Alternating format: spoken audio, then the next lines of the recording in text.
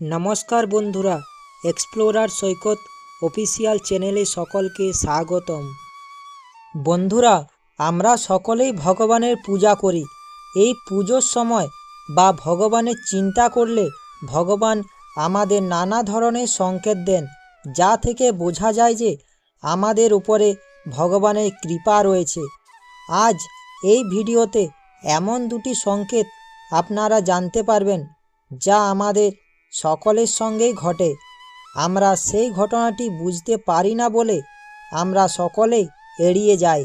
আজ সেই সংকেত আপনারা জানতে পারবেন, তাই আজকের এই ভিডিওটি অন্য দিনের থেকে আলাদা ও খুবই গুরুত্বপূর্ণ। বন্ধুরা, আমাদের হিন্দু ধর্মে বিভিন্ন দেবদেবীর উল্লেখ রয়েছে। শিব, কৃষ্ণ, গণেশ, দুর্গা, কালী, লক্ষ্মী, সরস্বতী সহ ৩৩ কোটি দেবদেবীর কথা পাওয়া যায় এই সনাতন ধর্মে। তবে সবার আরাধ্য দেবতা আলাদা আলাদা। পুজো করার সময় আমরা সবাই নিজের প্রার্থনা ঈশ্বরের কাছে পৌঁছে দিতে চাই। তবে সব সময় কি আমাদের প্রার্থনা ঈশ্বরের কানে পৌঁছায়? সব সময় কি তিনি আমাদের পুজো গ্রহণ করেন? ভগবান আমাদের পুজো গ্রহণ করলেন কিনা, তার কাছে আমাদের প্রার্থনা পৌঁছলো কিনা তা বোঝার নির্দিষ্ট উপায় রয়েছে। বিভিন্ন সংকেত রয়েছে যা আমাদের সাথে ঘটে। বন্ধুরা, প্রথমেই যে সংকেতের কথা বলা হয়েছে তা হলো, আপনারা দেখবেন এই জগতে এমন অনেক মানুষই রয়েছেন যার ভগবানের পুজো করার সময় চোখে জল আসে, চোখ ছলছল করে ওঠে। এমন ঘটনা অনেকের সঙ্গেই ঘটেছে। এমন ঘটনা আপনার অনেকেই বুঝতে পারছেন না যে কেন এমন ঘটেছে। হতে পারে আপনার চোখেও কখনো জল এসেছে। এই সংকেতটি পৃথিবীর সবচেয়ে গুরুত্বপূর্ণ সংকেত। পুজো করার সময় যদি আপনার চোখে জল ভরে ওঠে তাহলে তা শুভ লক্ষণ বলে মনে করা হয়। এর অর্থ আপনার উপাসনা ঈশ্বর গ্রহণ করেছেন এবং তার আশীর্বাদে আপনার জীবনে সব দুঃখ কষ্ট খুব শীঘ্রই দূর হতে চলেছে। বন্ধুরা, আমাদের এই পৃথিবী সৃষ্টির আগে সম্পূর্ণ অন্ধকার ছিল। তারপর ভগবান এই পৃথিবীতে প্রাণ জন্ম দেন এবং প্রত্যেকটি সৃষ্টির মধ্যে ঈশ্বরের মায়া রয়েছে। সেই জন্য প্রত্যেক জিনিসের মধ্যে ভগবানের উপস্থিতি রয়েছে। বন্ধুরা, এই পৃথিবীতে এমন কোনো জায়গা নেই যেখানে ভগবানের উপস্থিতি নেই। তাই শ্রীমদ্ ভগবদ্ গীতায় শ্রীকৃষ্ণ বলেছেন, এই জগৎ আমার থেকেই সৃষ্টি, আবার আমার মধ্যেই বিলীন হয়ে যাবে। সমস্ত কিছুর মধ্যে আমি বিরাজ করি। বন্ধুরা, যখন আমরা ভগবানের এক মনে পুজো করি তখন আমাদের আত্মার সাথে পরমাত্মার যোগ হয়। ঈশ্বর সমস্ত কিছুর মধ্যেই রয়েছেন। বন্ধুরা, যখন আমাদের অন্তরাত্মার সাথে পরমাত্মার যোগ স্থাপন হয়, ঠিক তখনই ঈশ্বর আমাদের নানাভাবে সংকেত প্রদান করে। এগুলো অনেকের সাথে সাধারণ মনে হলেও এই সংকেতটি ঈশ্বরের সাথে গভীর যোগাযোগ করে। যখন আমরা ভক্তি সহকারে পুজো করি তখন আমাদের চারিপাশে এক পজিটিভ শক্তি কাজ করে। সেই জন্য আমরা যখন ভগবানের পুজো করি তখন আমাদের মনে এক শান্তি অনুভব হয়। আমাদের যত দুঃখ কষ্ট থাকে তা ভগবানের কাছে গেলে তা দূর হয়ে যায়। আপনি যত দুঃখ কষ্টের মধ্যেই থাকুন না কেন তা দূর হবেই। এই সময় এমন শক্তি থাকে যে যা আমাদের মনকে নাড়িয়ে দিয়ে যায়। সেই জন্য আমাদের চোখে জল আসে। তখন বুঝবেন ভগবান আপনার উপরে কৃপা করেছেন। বন্ধুরা, শুধু ভগবানের পুজো করলেই নয়, আমরা যখন কোনো দেবতার কথা শুনি বা দেবতার দিকে মনোনিবেশ করে থাকি তখন আমাদের চোখে জল আসে এবং আমাদের সারা শরীরে কাঁটা দিয়ে শিহরণ জাগে। তখন আমাদের ভগবানের প্রতি বিশ্বাস আরও গভীর হয়ে ওঠে। যদি এই সংকেত আপনি পান তবে আপনি নিশ্চিত হয়ে যান যে আপনার সাথে ভগবানের যোগ রয়েছে এবং তিনি আপনাকে সমস্ত বিপদ থেকে রক্ষা করছেন এবং ভবিষ্যতে আপনাকে রক্ষা করবেন। এরকম যদি আপনার পুজো করার সময় বা ধ্যান করার সময় নিজে থেকেই জল আসে, এর অর্থ হলো আপনার আত্মার সাথে পরমাত্মার যোগ স্থাপন হয়েছে। বন্ধুরা, যখন চোখে জল আসে তখন আপনি ভগবানের কাছে যা চাইবেন, তখন আপনার মনের বাসনা ভগবান পূরণ করবেন।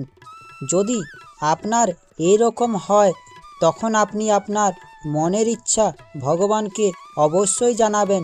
এটাই হলো আপনার মনের ইচ্ছা জানানোর সঠিক সময়। এবং এটাও বলা হয়, আপনার চোখে জল আসলে আপনার মনের সমস্ত পাপ ধুয়ে যাবে এবং আপনি যখন ভগবানের পূজা করবেন তখন এক মনে ভগবানের পুজো করবেন।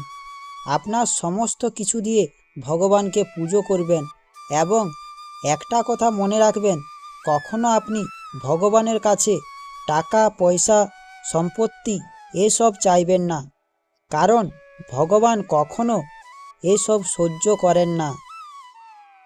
বন্ধুরা, দ্বিতীয় সংকেতটি হলো, আমরা সকলেই পূজা করবার সময় বা সন্ধ্যাবেলায় প্রদীপ জ্বালিয়ে থাকি।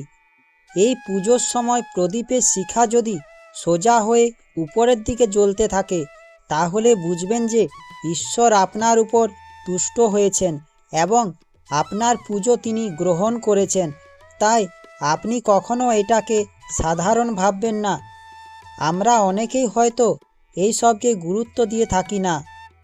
বন্ধুরা, সব কিছুর মধ্যেই ভগবানের সংকেত লুকিয়ে রয়েছে, তা ভালো হোক বা খারাপ। বন্ধুরা, ঈশ্বরের কৃপা কে না পেতে চায়?